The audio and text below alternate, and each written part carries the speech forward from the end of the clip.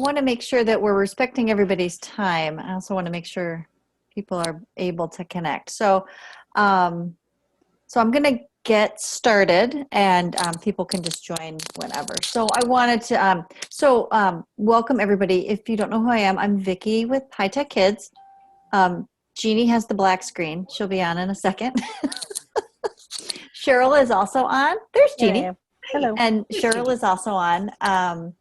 And so we did this as a meeting. So if you guys want to just talk, you can talk.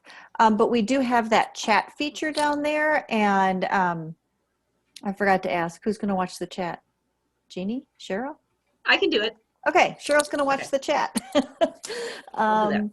And if we can't understand your question, or if we answer the wrong question, you can just say, that was my question. That's not what I meant. So I'm just going to, we do have 2 guest speakers today, but I just kind of want to start off with our new weird season, right? So thank you to everyone for being patient, and it's just been an interesting year. So as you guys know, because of Governor Walz's directive last year, having to do with gatherings of multiple families and after school activities, we decided to reschedule our events, because really our December events, people shouldn't be congregating and everything else. So we're changing our events. And there were a lot of schools that just shut down all their after school and everything else. So we wanted to make sure that everybody could participate as much as possible. So the email went out, let's see, I wrote it down, on the 24th. I'm assuming since most of you were here, you got the email. But an email went out to coaches that were registered for events. And it's also posted on our website. And Jeannie, do you have that pulled up? To show them where it is. So if you didn't receive that email, or if you want to share this information with your parents or something, when you go to our website, you get into the FLL section of our website, and on the right, there's all those tabs. So Jeannie's going to show you where that is. See where it says latest news? Choose latest news, and it's that first article, that first blog article has all the information about what I sent you guys with our new dates. And so we pushed everything, about 8 weeks into February, because we kind of decided we can't push it into January, because if you can't meet in December, then you're certainly not going to want to participate, compete in January. So we're hoping that, the kids will come back to school, after the holidays, and this will just give everybody a little bit more time to be able to meet and work with their teams. So we pushed everything out. Our first event is Sunday, February 7th, which, if anyone's paying attention, someone pointed this out at the last meeting, is that Super Bowl Sunday. But I just heard on the news this morning the Super Bowl might get kicked out another week, so maybe it doesn't even matter. But we should be done. If anybody is wanting to get to participate on a Sunday, we should be done before the Super Bowl starts, if you're worried about that. But just thought I'd throw that out there. So as you're looking at this, I mean, we decided the easiest thing, instead of just taking everyone in their events and giving you a new date, because we all have schedules and stuff happens, and we have no idea if you were to know that if you were playing on December 12th, that, oh, sure, you can play on February 13th. Well, that's kind of unreasonable. So we decided the easiest thing would be to have everybody re-register for an event. So just like you registered for your first event, it's going to be on the regular event registration page. You'll choose your event just like you did before. So they're not populating there, but they'll populate right where they were. You choose your event, you'll put in your team number, your team name, it'll ask you all the same questions. It just won't ask you for a credit card. Bonus, right? So you won't have to pay for it. If you are a team, or maybe in your school you have another team that formed during all this. If you have a team that didn't have an event before, like you weren't registered for an event and now all of a sudden you want to play, email me and we'll figure it out. I can send you another link so you can actually register the regular way and pay for a new team. And that registration opens on Wednesday, December 2nd at 3:00. So just like the regular season, it'll be first come, first serve. All those events will populate there. So if you scroll down to that, you need to go back to if you go back to the blog post. We also understand that maybe this new season doesn't work for everybody. So if you can't participate, we did have some cancellation options.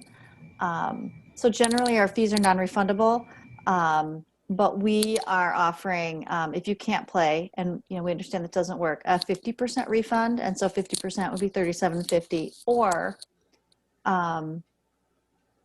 you can opt to just receive medals for your team, or you can opt to just treat your entire $75 event registration as a tax-deductible donation, and Cheryl will write you a lovely letter saying thank you very much for your taxes. And the reason why we couldn't offer a 100% refund, which we kind of wanted to, but we have already ordered all the medals and the trophies, and we already have some costs that have been accrued for the season. And if something happens, so say you re-register for your event, and I don't know, something else happens, your team can't make it, it doesn't work for your parents or whatever, certainly contact us. And if you need to cancel, then you would still have these same options available to you. Just as a note to that, your registration from first, your national registration of $225. So you already have your Lego product, so you wouldn't get a refund on that $75. But for the $225, you would have to contact first directly. And actually, to be super honest, I don't know of anyone who's received a refund this year. But it's it's worth asking, right? If it turns out that you really can't participate. So the other thing, was there any questions on registration or the re-registration, rather, that whole process? I'm thinking it's very similar to what you did before. So, okay. Vicki, can I just point something out? Yeah. It says it here real quickly. You will receive a confirmation email when you do your re-registration. Mm-hmm. And then in that confirmation email, there's actually a lot of information about the next steps, the technology signups, because we only did the technology check for about not even half the teams. So you will have to re-register for the technology check as well. So that confirmation email has a lot of good information in it. It will also come out in email blasts, but just know there's some good information there with links that will help you out figuring out the next steps, which are, excuse me, the re-registration of your technology check, and then your re-registration of your actual performance dates as well. Right. Do you have rough dates for that technology check? Yes, I have exact dates. Hold on, I look at my calendar. All right, I'm going to unshare, Vicki. Yep, that's fine. So, Chris, we are doing those is that when we did them? I believe we're doing January 17th is a Sunday, 17, 18, 19, 20. I believe that overlaps with a holiday, now that I'm looking at it. Probably. There's lots of holidays. Right. We were trying to make it late enough after winter break. You know what I mean? It was like, make it late enough, but not too late. And I don't know. So Friday the 18th is Martin Luther King Martin Day. Luther King Day. Okay.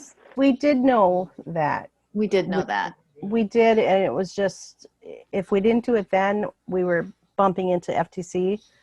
Oh, that's right. So it was kind of not best, but it just was. Yeah.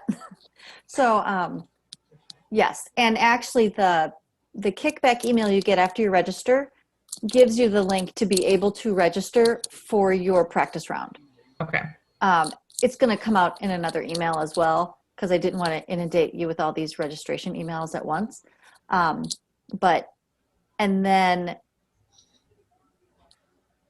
I'm hoping before Christmas break, I get out the links for the real robot runs to sign up for those.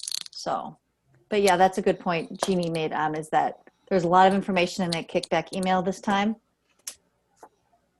Including, so we have, and many of you have found this already, but we did add a new page to our website called Required Forms, and it's right in that FLL section as well.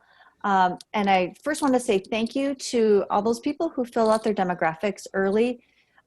You should be, or should have already, maybe received your pins for your teams.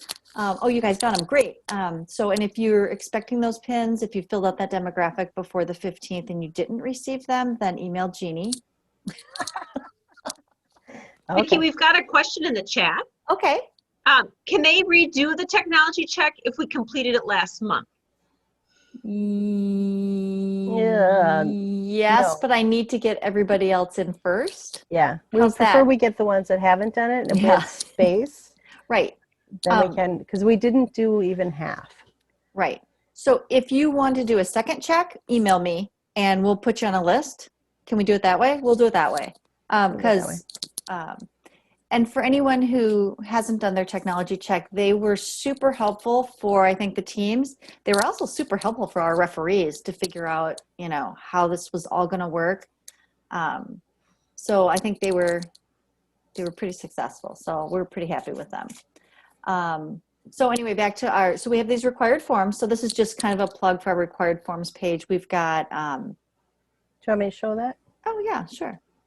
So we have, and I know some of you maybe struggle with getting your parents to complete the consent and release forms, the first ones, because you have to go through a lot of hoops and create a login and an account and everything else. So we, this year, decided to do, it's the exact same form, but it's just, if you click on the paper, that one, Jeannie, if you just click on it, it's exactly their form, and you just fill in, you know, your participant's name. We're not asking for their birth date, just if they're under 18. And then this is encrypted, and it's just an easier way. They don't have to create an account. There's a place for the team number. It's just an easier place if you're having a hard time getting your parents to do that online team. I don't even know what they call it. Where they It's through the first dashboard. Through their first dashboard, you invite a kid to your team and everything else. So it's just a bit of a challenge. It's just another option for you. And on this same forms page, we have a paper version of it if you need that. We also have an upload where you can upload your paper versions if somebody's handed you a paper version, as well as your team roster. Okay. I'm sorry. And then at the bottom of that page are where all the demographics are. So the FLL ones are in red. And if you are looking at a link that I had sent out before, I had to do new demographic surveys because we changed the events. So if you've already filled out your survey, we will figure out what event you're in, so don't fill out another one. But I figured for new people moving forward, they'll go to choose their event and none of the events would be there. So that is a new link there. But that's where all the forms are. And the last thing I wanted to mention before I have our guest speakers talk really quick is we are trying to figure out, we know how to do it, we just haven't had time yet. We're gonna try to put together a storefront. So in the past, we've sold t-shirts. Cheryl is working with a t-shirt vendor to, similar to at State, where they make the t-shirts as people order them. So she's working with someone with that. And then we do have season pins available. And those can be purchased, and we just have to get the storefront put together. So we're going to try to do some sort of storefront for teams to order stuff if you want to, just leaving that as an option, because I know there's some kids collect the pins and the stuff. So we are working on that. And I think, do we have any other questions? Was there anything else, Cheryl, in the chat? Yeah, we're talking in the chat about a couple teams did have problems that first day. Remember, we had the issue where they couldn't see the judge's screen share. We fixed that on Discord after doing the technology we check. fixed it. That was one of the settings that we had on the Discord, and we have changed that setting. So yes, that was us, not you. Yeah, so we did fix that. Anybody who had a technology check after that, we didn't have that issue anymore. So, and we don't anticipate that the judges during judging will not be screen sharing. The referees during your robot runs will be sharing the screen, and they will be sharing that score sheet with the team. So it won't be an issue during judging. It'll only be it'll only happen during referees, when the referees are when you're doing robot runs. Yep. Yeah. And I think they're all getting a little bit better at it. So, and then they'll be really good at it after we do the last set of technology checks. That's right. That's right. Okay. So if there aren't any other questions about, just basic stuff about re-registration or forms or anything, I'm just going to hop into our guest speakers. So we're super excited to have two guest speakers tonight, Jenna Udenberg and Chris Simonson. They are both ladies have been longtime coaches. I was going to look up to see how long you two have been coaches, but I lost track of time. But they've both been coaches and volunteers with us. So Chris is a seasoned team coach from Breck School in Golden Valley, and she was also an FLL judge. One of her teams last year did very well and actually was our champion. And I used to tease her that the little boy on her team who ran the robot should never be a poker player because he wore all of his emotions on his face, all of them, all the time, with his little wolf head on. And it was very funny. Chris is gonna chat with us about how she's able to share her code with her team, all being remote and everything. But we're gonna start with Jenna. Jenna and her co-coach, Zach, are from Two Harbor Schools, up in Two Harbors, obviously, Two Harbor Schools. So Jenna and Zach have been successful at meeting virtually this season, I believe the entire season. And they're going to talk about how they manage that with their team. So I'm going to send it over to Jenna, and then we'll go to Chris when we get done there. Perfect. Can you guys hear me okay? Yep. Awesome. If you hear any weird drilling, it's because literally 20 minutes before the meeting, I have a leak in my kitchen. So the maintenance man is here working, and I'm unexpectedly presenting in my bedroom. So very sorry about that. But it's 2020, so you got to roll with it. So I've been coaching for 8 years. The last 5 years, we've been known as the Robo-Dweebs, 5501. And like Vicki said, I have my co-coach with me. He was on my team as an 8th grader and 9th grader, and he was on the FRC team 9th grade through senior year.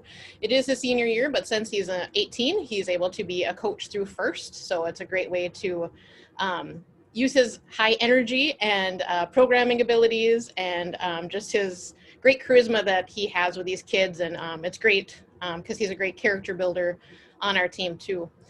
So one of the cool things that we got to do 2 summers ago was through the Northwest Earth Science and Space program. We did a whole a whole summer program, and our team was able to go down to Houston. We are the grand prize champions, thanks to all the hard work that High Tech Kids has done in creating a great team up here.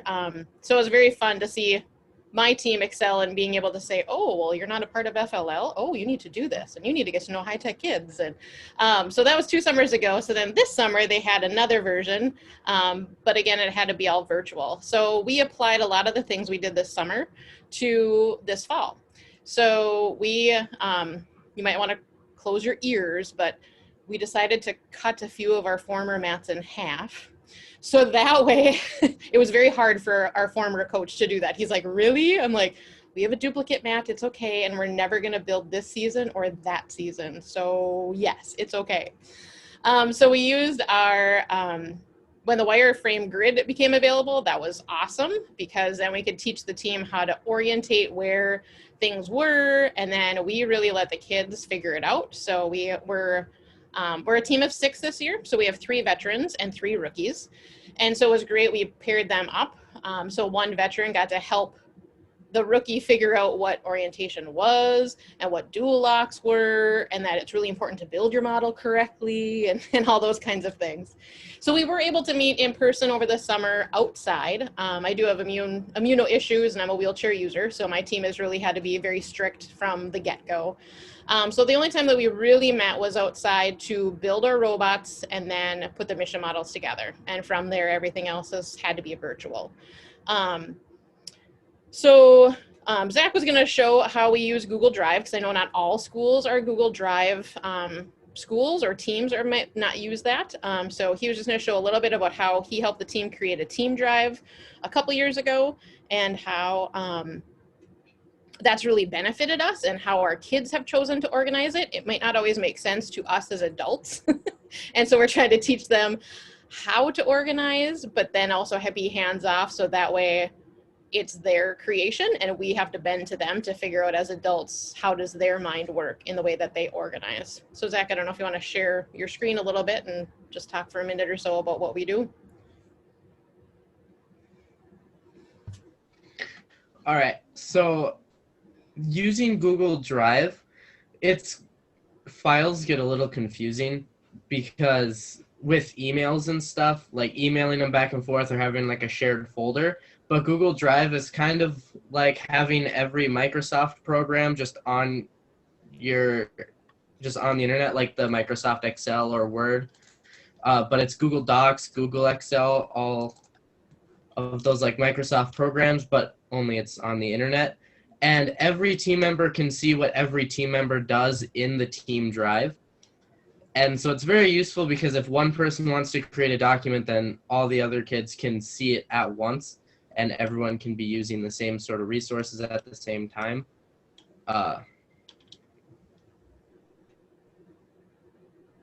And so one thing that became very useful was this wireframe grid. So all the kids had access to looking at what the mat looked like with dimensions, even though nobody really had one at their house at the time. And so everyone was able to look at dimensions and stuff. And they've made all sorts of different documents, like a list of different surveys that we found on the internet, and like the engineering notebook team meeting guide, and it's all organized into folders. And they were able to build the folders however they wanted to. And so like if you go into the robot one, we can see that we have pictures from early on in the season when we were able to meet in person, but then how they share attachments with each other is they take pictures of them and upload them to the team drive. And so it's just a huge communication tool that allows for everyone to know what everyone is doing. And so nothing really gets lost in the shuffle of people doing stuff at home. And yeah.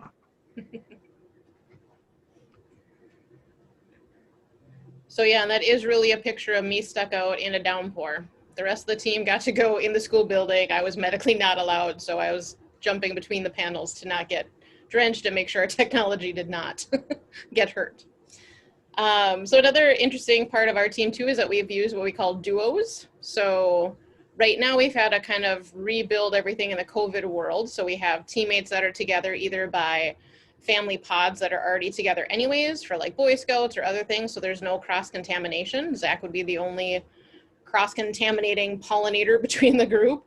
And so that's worked out very well for us. We've also moved our competition table to our one of our parents' wood shops that's heated, and we'll be moving it to their attached garage for tech check and for competition day because the internet is stronger in their attached garage. We've been doing a lot of being mentored by the Cyberhawks, an FTC team from Hermantown, and so they also did a mentor time with us to get us ready for Discord. We were one of the teams, being a school team that wasn't necessarily allowed to use Discord on any of our school provided or grant got technology. So we've worked it out with parents to work on their own personal devices, and I'm working on paperwork that the parents need to sign their life away pretty much, and how we're going to be setting that up. So if any coaches out there, you know, want a template of any of that or what have you, please feel free to email me. I'm willing to share anything. And then we also got to meet the barbaric rubber duckies through one of our coaches calls here. And so we had a mentoring time last month, I think it was, and we have another one that we're trying to schedule for early to mid-January. So that was really fun. My team always loves mentoring newer teams or, you know, same level type teams. We just really love being able to give back and learn from others. Some of the things that we're working on is trying to figure out our etiquette, because typically we use Google Meet since we're a Google school. But Google keeps updating like every 2 weeks. So some of the things that we're teaching them to use in their netiquette completely changes. And so now once we flip over to Discord in the next week or two, there'll be another change there for them. Another difference for our team is that we do Facebook Messenger is the main way that I communicate with parents. So it's a great way to just have instant connection to them. This year I've chosen not to have students on there because a couple years ago, some of my girls got way too emoji friendly and it would drive me crazy at 1 a.m. So I've done the adult only messenger, which I know a couple of the parents are like, really? My kids just need to? And I'm like, yeah, one of your kids was one of the offenders. So yeah, not going there. And then I know that Vicki and Jeannie wanted us to talk about internet access because we are a rural area. Thankfully, most of our kids are in town, but we have had a lot of internet issues because of the high influx with 2020 and school going online and all that kind of stuff. So one of the things, one of our girls especially is going to have probably some internet, but also some home issues when it comes to competition day because she has some younger siblings with medical conditions. And so we are going to get a hold of some local businesses and see if they would be willing to open up like their conference room for that Saturday, just so that way they can, you know, be comfortable and be in a COVID safe area, but then also just respecting the privacy of the rest of the family too. So that's another idea. One thing we really want to mention is that our team loves to have fun. Every single year, that is their favorite core value. Besides many moons ago when it was our coaches know nothing, so we have to teach them. That was their version of it. We know it wasn't really that, but for many years, I didn't even know how to turn the robot on. And the kids thought I was messing with them. And I'm like, nope, as the head coach, you have enough to do. So that's your job. You guys figure it out. So in having fun, we figured out how to play code names, which is their favorite game. And we learned that from state competition a couple years ago when we were going around and swagging everyone. And so we try to play code names probably every couple of months. And we also invite the Cyberhawks to join us kind of as a mentoring time. And then the Cyberhawks gave us their favorite movie of Spare Parts. So that's kind of a seasonal enjoyment type thing, but also kind of a kick in the pants because we all know they kind of lose their motivation. And so seeing a down and out team from a little town in Texas kind of reminds them of, hey, we're just little two harbors, but we want to go to the big city. So that's kind of been their inspiration at times. Some other things that we want to be working on is trying to figure out, our team has always done the whole like step forward or do some kind of nonverbal. And so that's what we're going to be trying to work on in this next month or so, is how in this seeing each other world, in this virtual world, can we make sure we're practicing and exhibiting our core values in brand new ways. So if anybody has any tips or tricks for that, we are totally open to that because that's our next way that we're heading in. Hey, Jenna? Yeah. What was the name of the movie again? Was it Spare Parts? Yes. Okay. Someone was asking. Okay. Yep. Thanks. I would just pre-watch it just because there is some parts that I don't want to give it away, but there's some feminine products. So if you've got young kids, you might need to figure that out. They're not using them, don't worry, but they're using them in a new and inventive way. So, but yeah, so the next thing that Zach and I have been talking about is, it's so hard that we're not in person. So we're really using the verbiage of setting the table. So how can we as the adults set the table so the kids can learn, the kids can not have distractions, and the kids can do their job? As a more of a veteran coach, I've always told my kids, my job is to take anything in the adult world out of your way so that you can just be a dweeb, because we're the robo-dweebs. And so even when things got a little, anxiety ridden, or changes happened, or, unexpected things like competitions or whatever, I was able always to say, is it your job or my job? Okay, it's your job. Yep. So you guys do your thing over here in this corner. I'm going to be gone. You don't need me, because remember, I don't even know how to turn the robot on. I'm going to go take care of the adult obstacles so you can do you, and you can just take care of what you need to take care of. So that's kind of been for lack of better words, the way that we've had success. I do my job, you do your job, and we work together to figure it all out. And so I'm very proud that Zach is here with me. I'm very proud of the things that have changed in his life because of FIRST. So thank you to High Tech Kids for providing this and doing the long hours. Thanks for inviting us to share. And like I said, we're only where we're at because of everybody that gave in to us, from Marshall in Duluth to Gary Sherburne, who thought he was going to get a math and science teacher, and he got a music teacher. He's like, say what? You teach what? Yep, I teach elementary music. But it has been an absolute passion, and I really believe in everything we do. So Jenna, this is Vicki. I was curious, when you guys are actually doing your meetings, are your teammates all at home? Yeah, so our schedule right now is Wednesdays are typically our project, and so that's all on Google Meet. Everybody's in their own homes. And then on Fridays, they'll meet in their duos with just Zach and a parent volunteer in that garage, and they are only there for an hour. And then Zach has to clean everything down. He goes away for a half an hour so everything can sit. And then the next duo comes in with their parent for an hour, and then the room sits for half an hour. And then, so we have a pretty constant communication between my admin team and the school nurse and one of the county nurses, just to make sure that we are exactly where we need to be. We also had figured out, because I kept asking the question about if we can only have one kid at the table and those kinds of things. Mm-hmm. The team themselves have decided that it'd be a great idea if it's the kid whose house we're at is kind of the lead kid.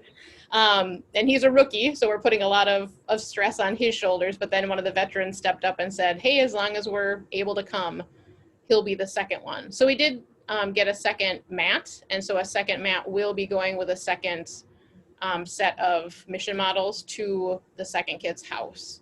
So like how Zach had shared the wire grid, our next goal is, once COVID is bad enough, which it might even be already this Friday, that the duos can't get together, then our goal is that the kids will be using the wire frame to create. So the other 4 will be at home using the wire grid to create a general program.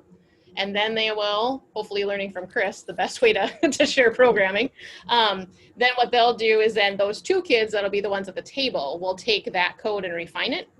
And so they can totally work on the robot, even doing some practice runs in the full 2.5 minutes and going from there all together, but apart. So then where does your physical robot live? So we are very blessed that we already had 4 robots. Oh, okay. And so then we magically got a 5th. Oh, we had to get a 5th one because one of them died last spring, right before state. Mm-hmm. And then Cyberhawks were great, and they're borrowing us one of their bricks. So every kid has a brick at home, and we divided all of our Lego parts. So every kid has a 1/6 of our room at their house. So you built 5 or 6 chassis that are identical? Yep. Okay. And 6 sets of attachments, which is where we're getting into some problems, and then trying to make sure we have enough motors and sensors and enough parts. And then when it was hard to buy parts, blah, blah, blah. So how did you decide how to design your original chassis? Did everyone just build one and then you figured out what worked best? that's what we wanted to do, but due to time and not knowing how long we could be together in August, we decided to have us, actually Zach and our former coach looked at FLL casts, and they kind of chose the top 3 designs of what we thought the kids would want, because they kind of told us like what new aspect they want their robot to do that their former robots have never done before. So the kids all voted, and then unfortunately they picked the roller coaster one where everything goes in every different direction possible, but there was no way we had the funds to buy all of those parts. So then they chose their second robot, and that's what they currently have 6 of them made. Okay. And then it looked like on Google with the folders, it looked like everybody had a folder. Zach had opened, I think, the robot one. It looked like it had kids' names with, like Jenna's robot, Vicky's robot, whatever, and that must be all of their little robot, their ideas or what they were working on. Yep, it's their pictures, so they can show their process, and then it's also some of their videos, because Zach gave them he's the robot coach, so he gave them the assignment of make your attachment, then make your attachment work, show it in a video, then make your robot get there from a foot away. And then when they finally got to the big board, now they're trying to navigate and get the mobility from launch. So are you using that same concept of folders and stuff for your project? Yes, and for core values too. Okay, cool. So you're really using Google folders, Google Drive a lot. Yes. Yeah. Okay, it's a good organizational tool. Absolutely. And once you get them to label everything, that was their job this last week. You have a million pictures and videos, and I don't want to hear, that one with the green machine. Like, you have like 100, so you need to label. So. Yes, we have that problem in our office, so I do too. Yeah. All right. Was there anything that you guys tried that just didn't work? That was just like, that was like, we tried it, we thought it was a good idea, and it went south fast? You got anything there, Zach? I'm trying to think so hard and I can't come up with anything. Well, that's good. I mean, you pretty much used what the kids are probably using in school anyway, right? I mean, so they were familiar with Google Drive. They're familiar with. A little bit. We do have some 6th graders, and then we do have 2 kids that are no longer in our school district because they chose to go virtual. So there is still a learning curve in the Google world. But I would say Zach and I each practice have kind of a debrief for 10 minutes, half an hour, depending on the day. And we always think like, that's going to go great. And then when we're done, we're like, well, that really bombed. But then they figured it out over here. So, so it's just rolling with the punches and letting the kids kind of drive the bus, but making sure they stay on the road. So does anybody? One of the main things that I've seen with virtual is that everything discussion related takes longer than expected. Because in person there's so much nonverbal communication going on, but over virtual that is so limited that it takes so much longer to get similar points across. And so things that would normally take 15 minutes take an hour. And I think the hardest part is planning out meetings, because we want to get so much done and the kids want to get so much done, and then we get to like maybe a fourth of it and we're like, okay, I guess we're doing it next week then. And I think that's the main thing that we try and doesn't go well every time. I think we're all experiencing that, right? So yeah, that is actually a good point. And I'm sure with kids, it's even worse than it is in your work life. So. Yep. So did anybody have any other questions for Jenna or Zach about, ideas or how to share stuff?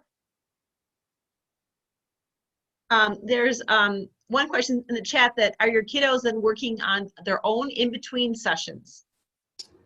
Well, that's our goal with them, but COVID brain kind of permits them from not.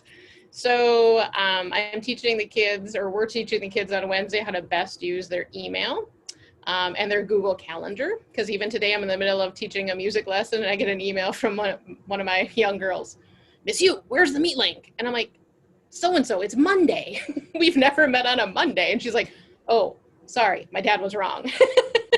So yeah, so they're trying to work on their own stuff in between. And then Zach's been great of giving up his time between sessions too, or otherwise we'll kind of send out reminders of like, hey, how's this going? Or what about this? And so now it's going to become more of the peer time of them putting the pressure. And Zach actually showed a really good visual about how a team works and kind of the 4 main categories of the personalities that make up a team. And so it was really interesting to see, we challenge the kids not to think about their role, but we challenge them to think about what strengths do you see in your other teammates and what label would you give them?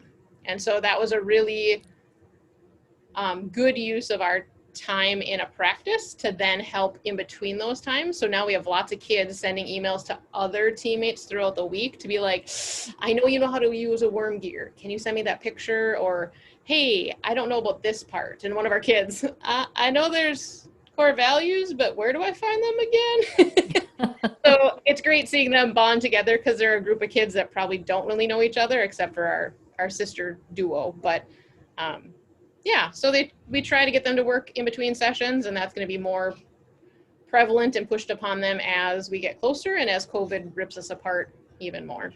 Right. All right.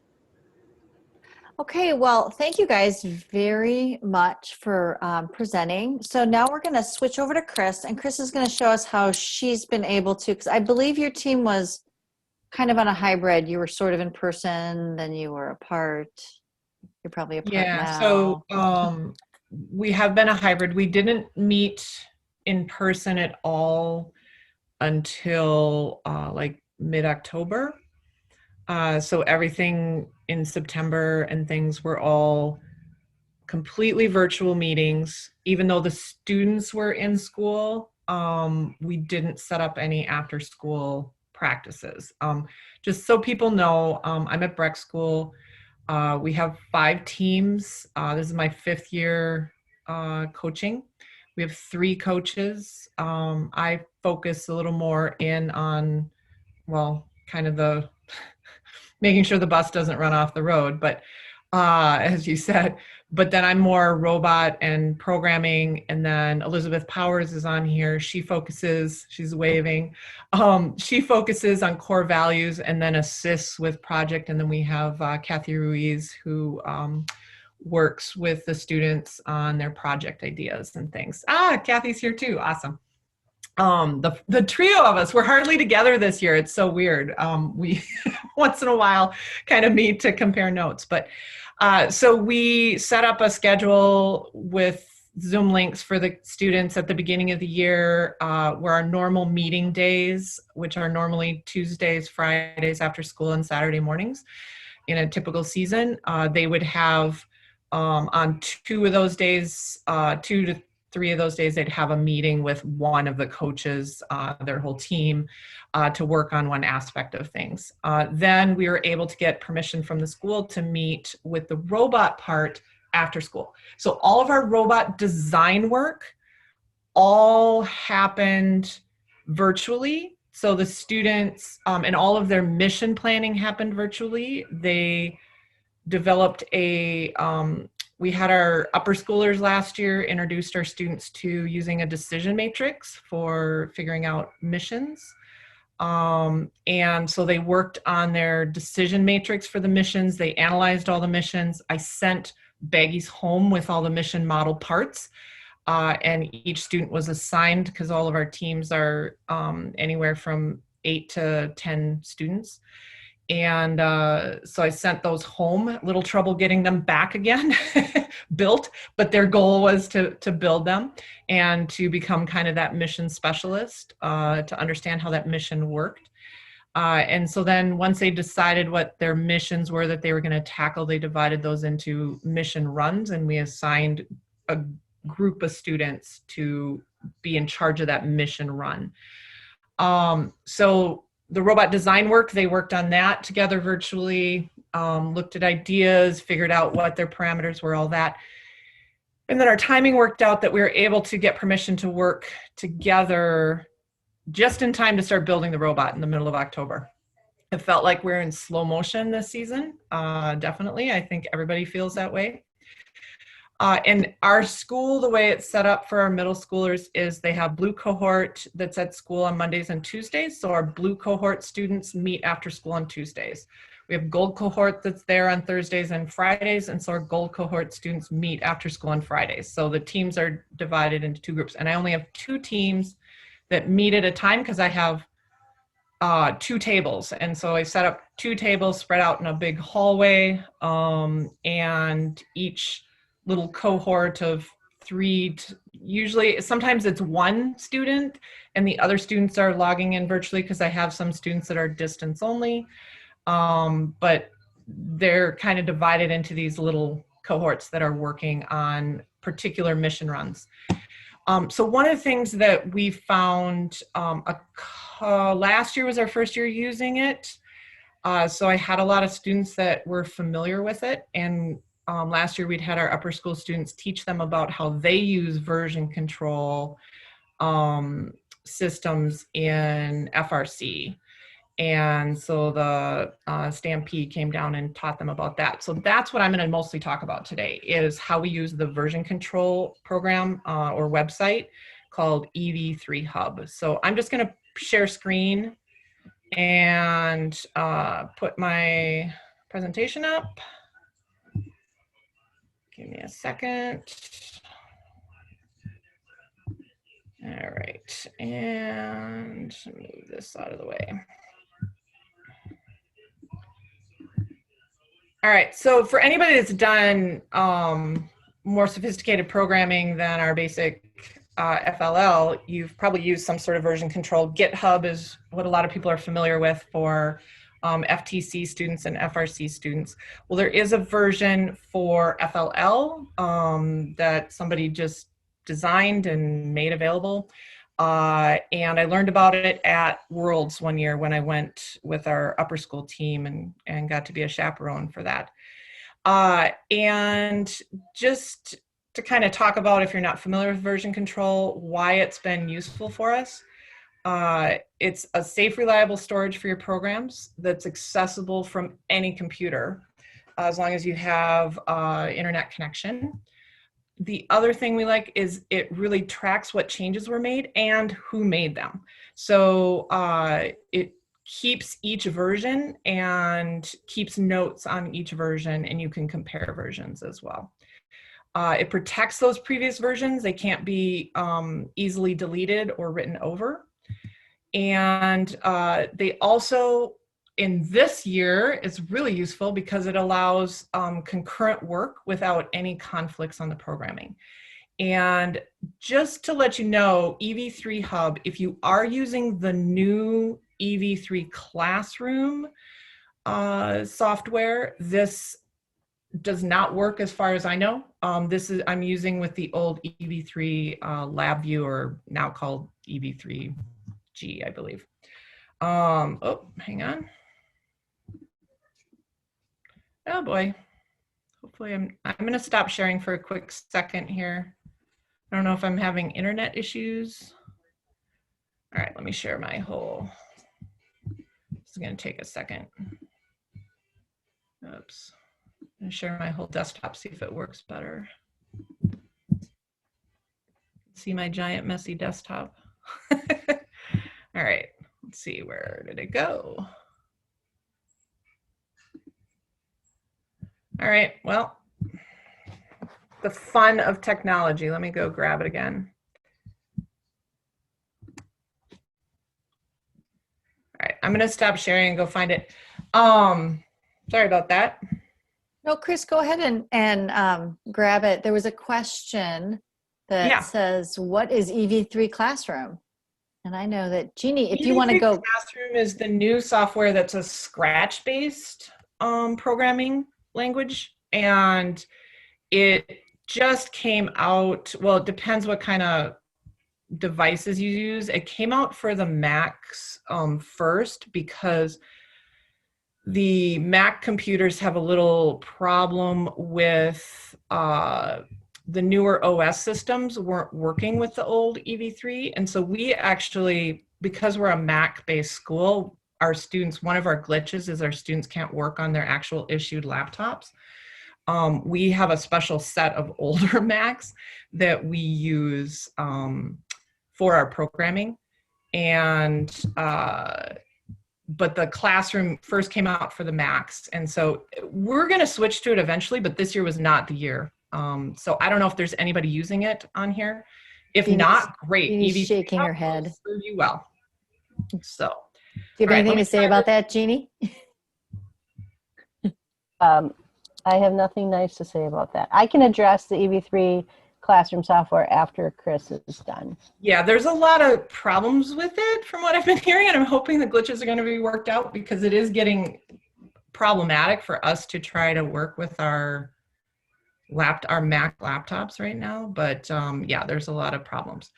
But the advantage is a lot of kids know Scratch now. So, all right, let's see if this loads a little better. I have some of the, all right.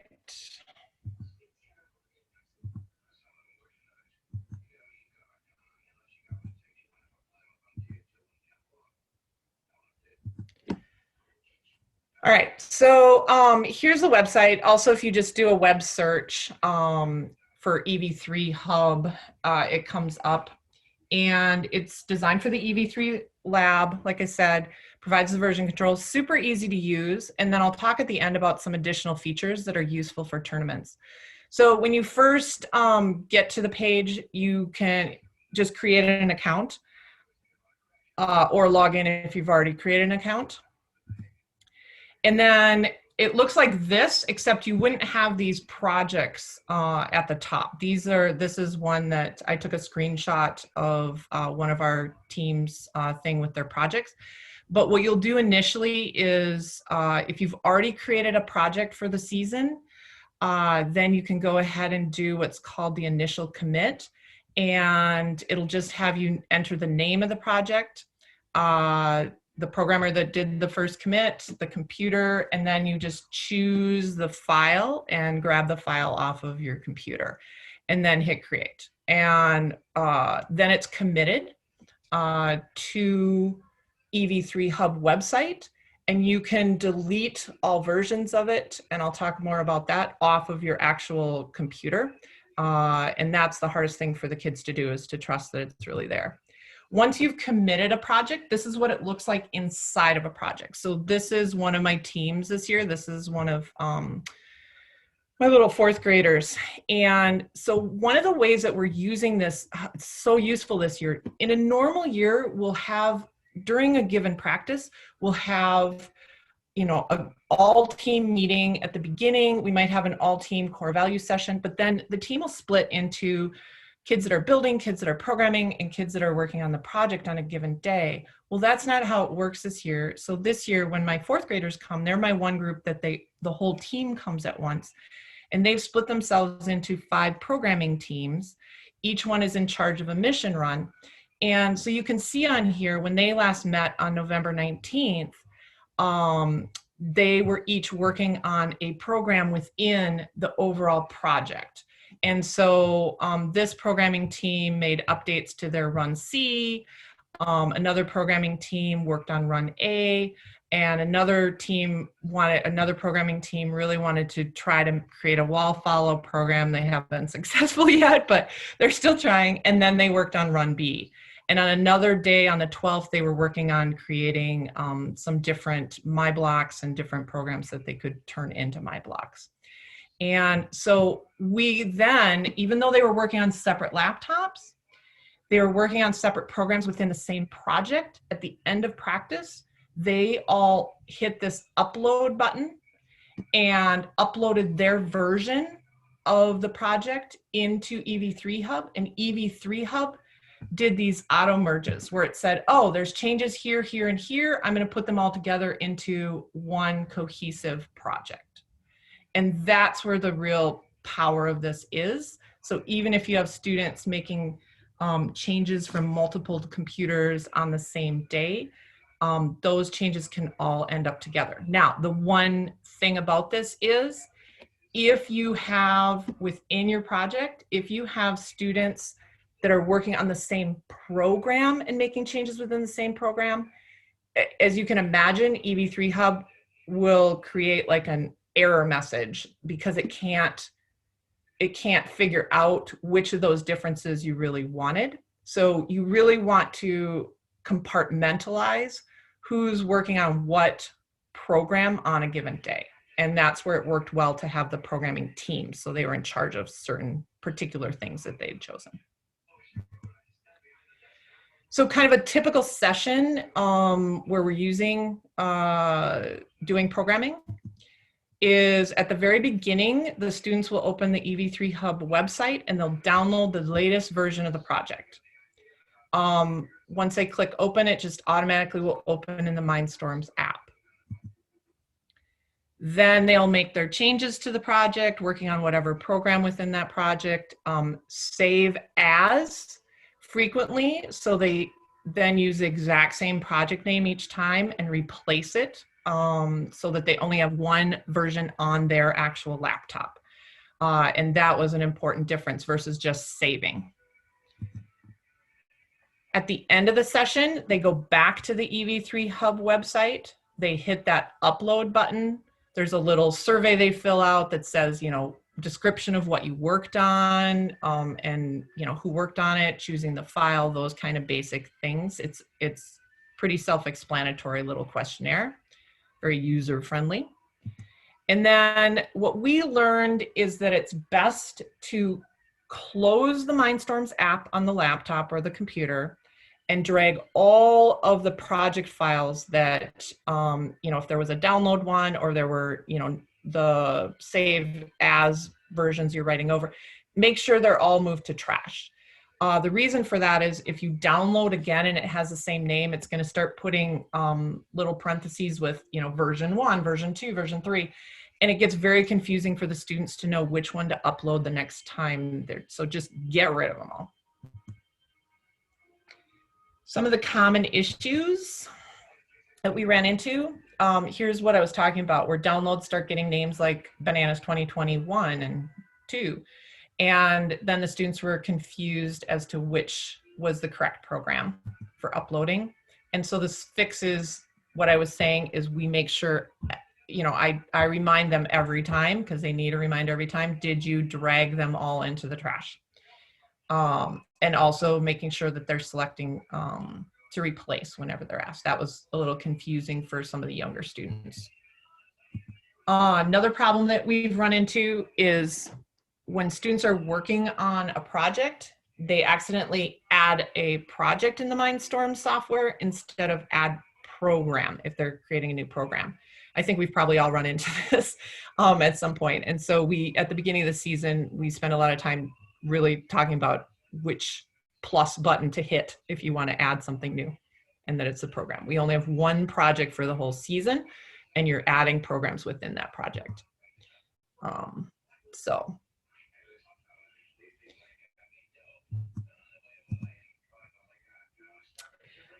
If you're getting frequent merge errors when you're uploading to the EV3 Hub website, the first year the students used it, we were having this, and we realized that it was when those multiple people modify the same program inside the project.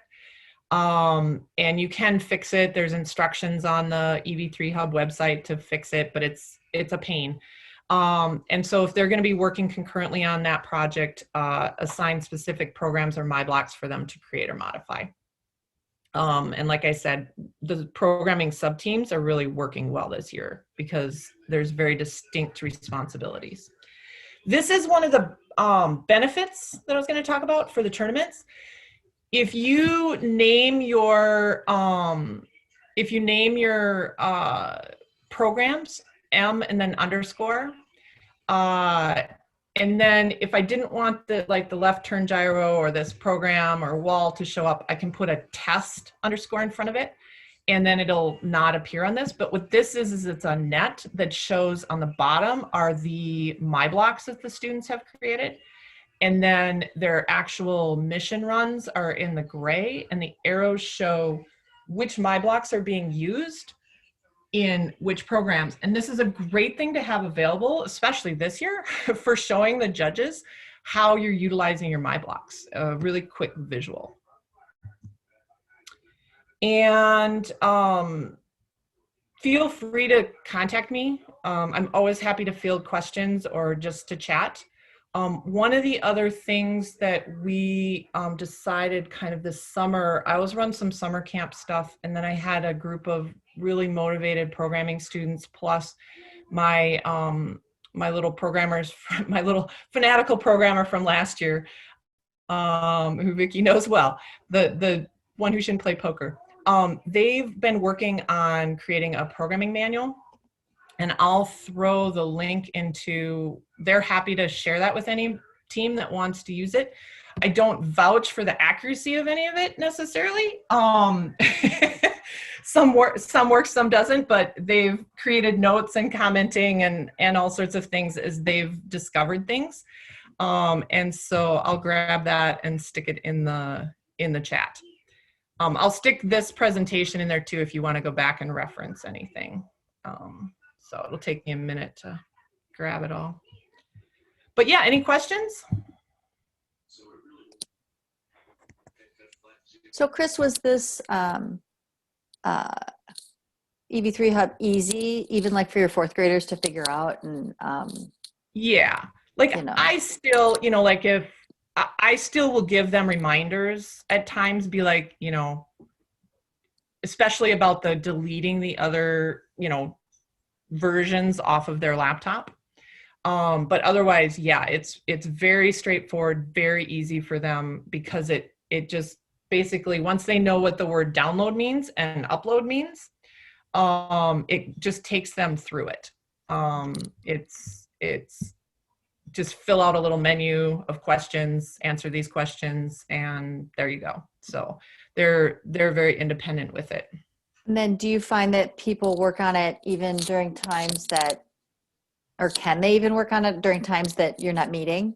Yeah, so what we ended up doing, so the bulk of our work has been happening in person, but we have, for example, one of our teams has sisters who are distance only, and they're big programmers. And so because our team, each given team, other than our fourth grade team, each given team only meets every other week in person, that off time, we're sending the robot home with particular volunteers.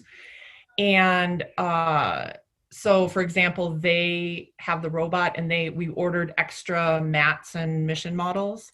And so they have a set at their house. And so they're doing additional work and programming on those off weeks and making notes for everybody else. And, you know, the team produces a to-do list, and then they, you know, mark what's done and produce their own to-do list. And so it goes back and forth with that. We actually use, each team has a Google Drive, shared drive, but we actually utilize Trello as our main place for sort of storing links to the important things and creating cards that are for to-do lists. So you have, I don't know if anybody's familiar with that. With Trello? Yeah. Yeah. I don't know if anybody had questions about Trello. It's just another, you know, some people think in folders, some people think in cards. Yeah, exactly. Yep. It's sort of the same concept. Yeah. And we just use the free version, and each team has its own Trello, and the kids get into making the cards. I found that they really loved creating the cards, and some of the teams got, like you say, you know, it's like a kid. I wouldn't do it this way. Like, it's very distracting to me. They add photos. So like the flying tigers have a tiger photo on every single card. And it takes up massive amounts of room and makes it hard to read anything, but hey, you know. it's their Chris, thing. we have a question from Jenna. If a student works on the program and saves it at 9, can another kid then use that same program at 10? Oh yeah, they can use it immediately. Okay. Just have them make sure that if they haven't been closing EV3 Hub website in between, that they should refresh.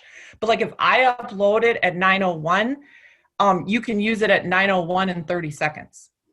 It's instantaneous once you refresh the page. So.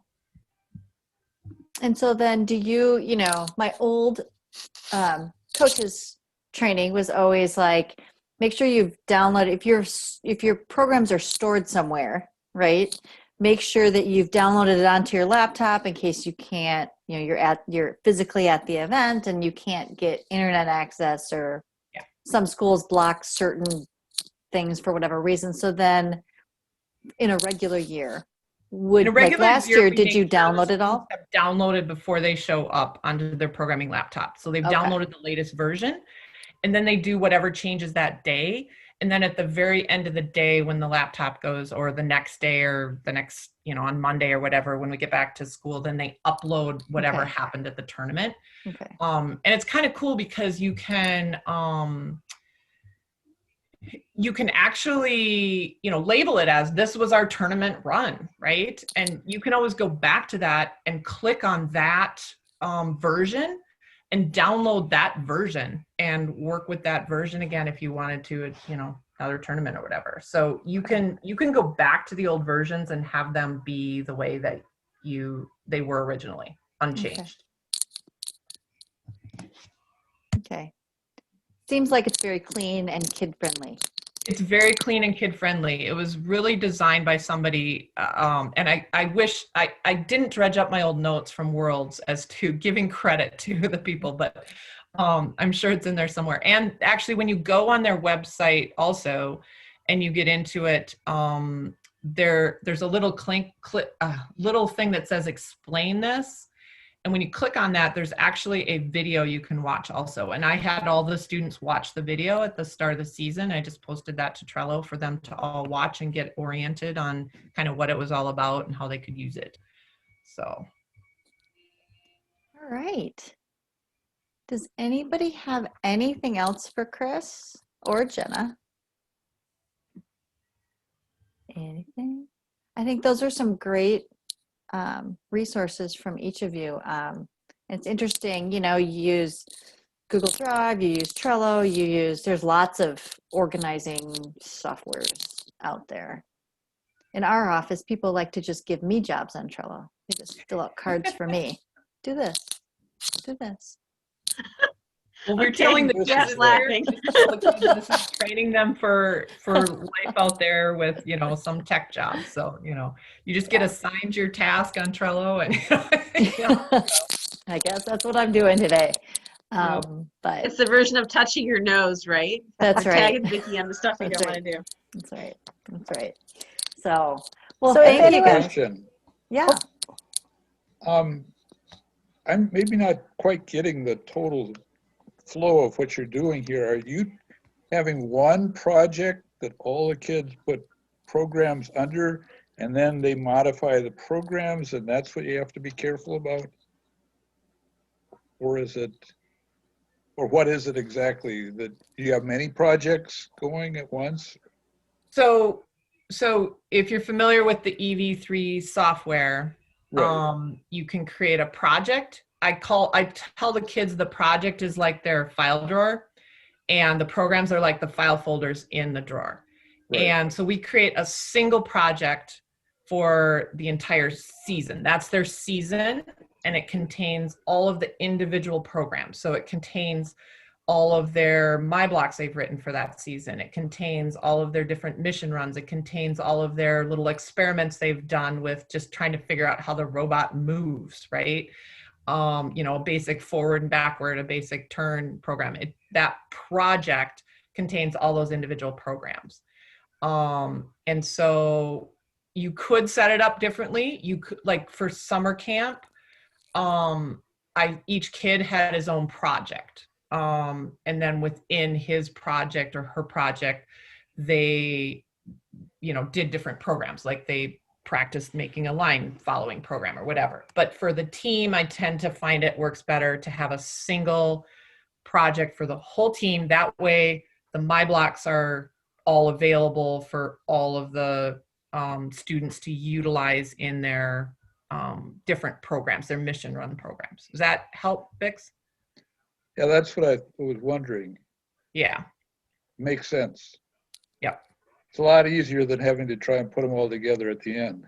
Exactly. And that's what my teams used to do before we started using EV3 Hub. It's like each kid programmed on a different laptop. They each created their own project. And then, they were all trying to do My Blocks or send each other the My Blocks through various things. And it was chaos. And the EV3 Hub really streamlines that process for them. Keeps everything in one place. They never have to worry about a particular laptop crashing or getting lost, or remembering to save it onto a thumb drive or something like that. So it keeps it stored safely for them for all of time, forever and ever. So you can go in and you can see the Wolves, state winning run last year. Now it didn't win the most points in the robot, but you can see all their programming things. So.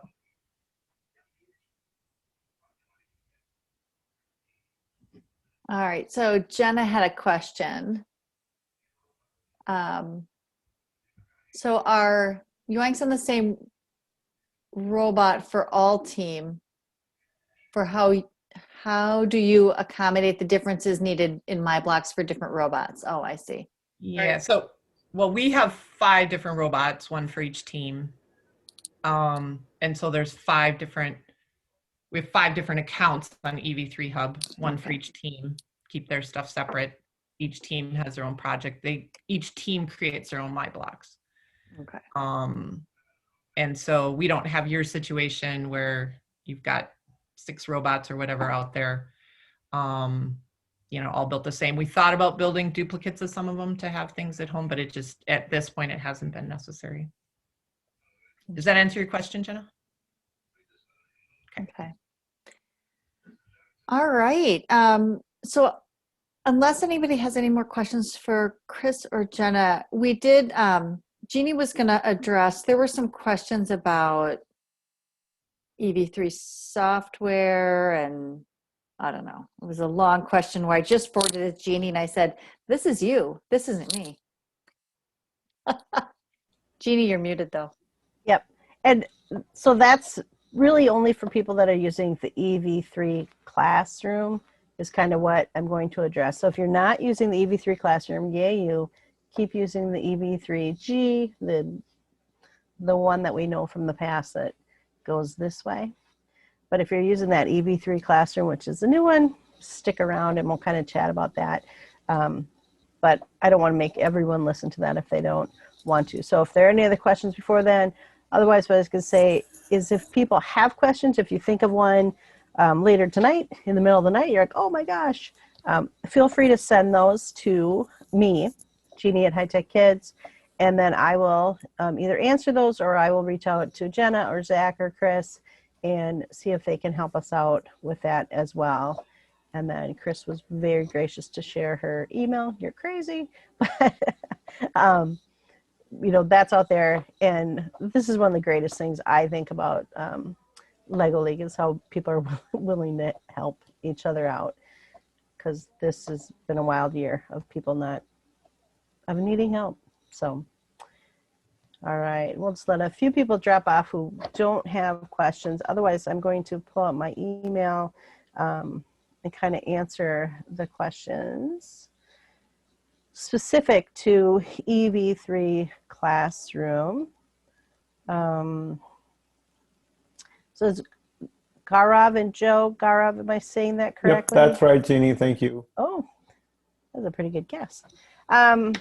So you're using the EV3 Classroom, which is the Scratch-based software, which is brand new. If you are wanting to go back to the EV3G, which is what Chris was talking about, that's kind of the one that we know and love. That's what my kids worked with. You can get it on the the Lego Education website, but you have to search for it. It's under retired products. So Lego has retired the EV3G software. That is, again, the software that goes across like this. They are going to support it, but they're not going to update it anymore. So my fear, so when they did this with NXT, they supported the software for about 2 years. And then it still works. I still have NXT on my old computer. That's where my kids originally learned the programming, but things break and you can't, like Chris was saying, you can't really update your Mac computers because it won't work at all. The EV3G will not work on a newer Mac that has been updated to, Chris, do you know the version? I'm trying to think of what the operating system is that slammed it all together. You're on mute. Catalina's, I think. Catalina. Yeah, that's right. But so it's Catalina. It's weird because they say it should work. We have Mojave on our current laptops and they say it should work with that. But the new laptop, it won't work on. The old laptop with Mojave, it will work on. Go figure. We've gone to our tech department, nothing will make them work. It just crashes and burns. Right. And even with the Mojave, I was seeing weird things happening in programming training for people who are using Macs. They're like, that's not there. I'm like, yeah, it's right. And it was, I mean, stuff was just gone. So they were having weird problems, even I think one version back before they realized Catalina was not going to work. So the EV3, if you want the link to the old EV3, it is still out there. It's on Lego Education's site, not lego.com. You have to go to legoeducation.com. And then if you do in the search bar, retired products. And if you can't find it, just send me an email because I've had to kind of dig around for it. I feel like they keep moving it on me. But I can get to that link and you can download that previous and use that previous version. It is not, the software is not compatible. So you can't write a program in the old EV3G and put it and try and use it in the EV3 classroom. They're completely different animals. They don't talk to each other at all. So if you have not made the switch, do not do it. Unfortunately, we have made the switch and we've written a lot of code on it and the kids loved it because it was Scratch. Yep. And they all knew Scratch, but now we got to find a way to, what we found is there's a lot of things it can't do. Correct. And I was just wondering, I mean, there's no material on it. There's no guides, nothing. EV3, go to EV3 lessons. Sashan.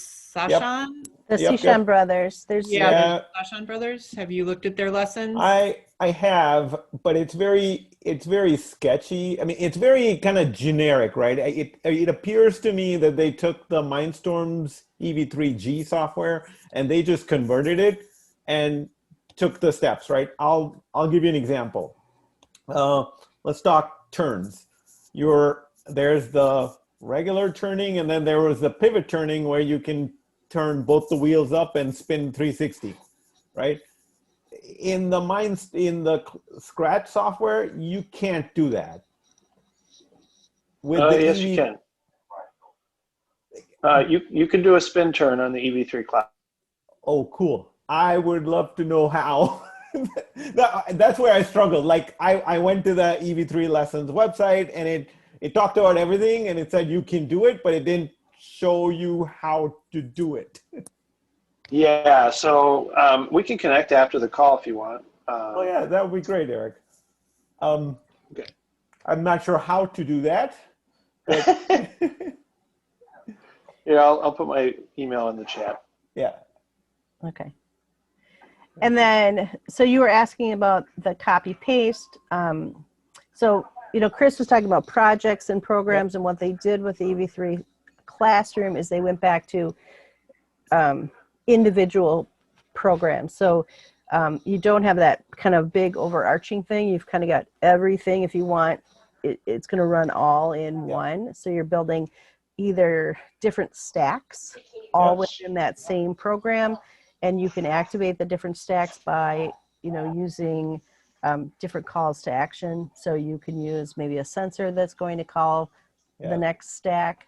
So you don't have that, like you said, you can't have different programs and then copy and paste and go from one to another. You can with the Mac. You can copy paste using the file menu, the upper level file menu in your Mac, but you can't do that in a Windows. There is no copy paste between projects. So the kids have to within programs. So if they've written something in this program, they've got to rewrite it in this one if they're in a Windows. If you're in a Mac, you can use that higher level file copy and then go to the next program and do a paste in there. And the MyBlocks are not, they don't talk to each other between programs. So your MyBlock is going to be all within one program. Yep, that's what we figured. That's what we ran into, and we're like, that just, the whole purpose of the MyBlock was to be able to use it across different missions, and so you just have to think about it differently. It's more. You think about it differently. So you're thinking about each of those stacks. So you can still create a MyBlock, and then you can use it in this stack, and in this stack, and in this stack. So instead of thinking this way, you're kind of thinking up and down, and it all lives within one program. Yep. So maybe using, we were looking at it and using, instead of that, run at start, it's run when we push the right button, and run this stack when we push the left button, or run this stack. So it is a little bit different thinking, and it is unfortunate that you can't do that copy paste. The MyBlocks, like you said, it's like, why would we be doing that? It does make sense if there are things that you're going to redo in another stack to build those MyBlocks when you've got them working. Yeah, for sure. The other unfortunate thing is that it saves automatically. So you lose that ability to go, oh, rats, we did something wrong, and go back in time and do a save as. That's one of the things that I taught my kids a lot is, do save as, so you've got points in time, or don't save when you've done something really wild, but you don't have that because the EV3 classroom is constantly doing a save. So one of the things around that is, duplicate your programs, and maybe have one called Monday. So you have a version over here that isn't being touched today, because if they do something wild today and they're like, oh man, none of that worked, we want to go back, it's kind of that version control that Chris was talking about. It's just not as neat as it has been, I think, with the ability to do a save or a save as. Great. Another annoying thing that we've found is that programs will just stop compiling for no apparent reason, and then we copy them into a new stack and they work with no difference. Yeah. And this software happened fast, I'll just say. And it's also the Spike Prime software. It's kind of based on some of that, and that Spike Prime is doing some of those same things. Some of the issues I've heard, kind of weird things will happen. Like all of a sudden it'll stop looking at a sensor. And if you're relying on it to look at a sensor, then you're kind of, whoa. And again, so, that's a compiling, it's the processing, and it's just something that they're still working on. So they're not calling this a beta version, but it feels a bit like a beta version still, which is unfortunate, especially for those on the Mac world. You really don't have a choice unless you can backpedal on your operating system. And Eric, what I noticed was that typically when we get those compile errors, we get them. It doesn't tell you what really happened, but it tends to be someplace where we fixed a parameter that actually doesn't make sense, or it's their way of saying you can't really turn at this angle or speed at this angle, some weird thing like that. So if you tweak it, it then starts working, although not always the case. Yeah, that's part of the problem. Not always. Yes, that is really frustrating about it. And then your other question was, is Lego working on this? Yes. Wait, is there do you know if, like, do you guys know of any kind of, oh, there's a new version coming out on December 10th or? No, we didn't have much advance notice other than we knew things were coming out in the spring, and they kind of hit in the summer, and things that were supposed to happen in October didn't happen until November. So they're working on it is the best answer that I've heard. I know I heard today that they just released it so that iPads could get it. I have not downloaded it. I haven't had time to mess with it. I just did a software training on it, and the instructor doing it at the Carnegie Mellon, he was surprised that things worked on his and didn't work on ours, because he had Mac and we had the Windows 10. So it's not perfect. I think this is where we have to remind ourselves that Lego is a toy. And yeah, I wish I had better. Yes, it'll be fixed on this day. This is helpful. Thank you so much. And I'm guessing the judges, I don't know if we'll have the ability to go back to the EV3G, but if the judges, I'm guessing they'll accommodate the fact that we may not have my blocks because they don't make sense. Well, the big thing, if you look at the new rubrics, honestly, there's very little concern about, are you doing high level programming? The biggest thing that the rubric is looking at, if you truly look at those rubrics, is what have the kids learned? If the kids learned, wow, this didn't work and this was hard, please have them share that with the judges. How did they overcome this? How did they get from A to B? Even the stuff you're talking about here, we found that it had trouble compiling. This is what we did. We found that the sensor was no longer getting a reading. What did we do? Even if the kids say, we learned that this was frustrating, that's a very honest answer, but this whole season has been frustrating. But if you look at the rubrics, if the kids can share what they've learned and how they've progressed, that's better than having this all crazy high level, every sensor works every single time, because that doesn't happen. But really have the kids look at the rubric and talk about, there's nothing on the rubric anymore that says, do you use a MyBlock? It's, can you show how your code has changed over time? Where did you make improvements to the code? And that's where they can even say, we wanted to use MyBlocks because last year we used them and this is how we used them. We weren't able to use them because of this new software, and this is what we did to overcome that. This is a learning year for our judges as well.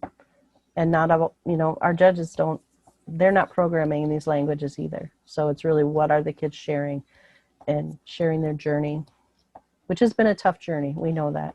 And our judges know that. And just so you guys know, all those rubrics are out on our website. There's a new little tab there that says 2020 Replay Challenge. And there's a little drop down that says Judging and Rubrics, and all the new rubrics are there. So take a look at them if you haven't really looked at them. Because they're very different than they were last year. Yeah, every rubric changed. And Minnesota's don't tell anybody, we're not even supposed to have a programming rubric. We're not even supposed to have a separate programming judge. We feel that programming is important, and those kids work hard on it. So we want to give them the opportunity to share what they've learned. So that's why in Minnesota we have a separate programming judge and a separate programming. We're using the exact same rubric as the robot design because it addresses it. It's just our programming judges are looking at that rubric through a programming filter. And we're always looking for programming judges, so there's a plug. Just throw that one right in there. And if you have other questions, Eric, I really appreciate you reaching out and sharing your email.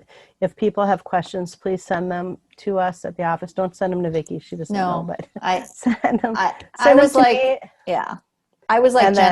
then- I didn't know anything about the robot. I made cookies and I did. Actually, when my kids did this, we had internet in our houses. That's how I ended up being the head judges, because we had dial-up, and that was a big deal. So that's how I became a coach. All right.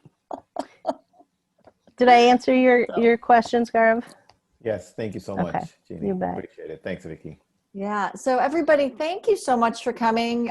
Chris, thanks for sharing your knowledge, and Jenna too. I think she hopped off already. Hopefully this was helpful for you guys, and don't forget about registration on Wednesday at 3:00. So, oh, Cheryl's and her dog. Doing these. All right. So thanks very much tonight. We went way over. Okay. Sorry about that. Everybody have a really good night.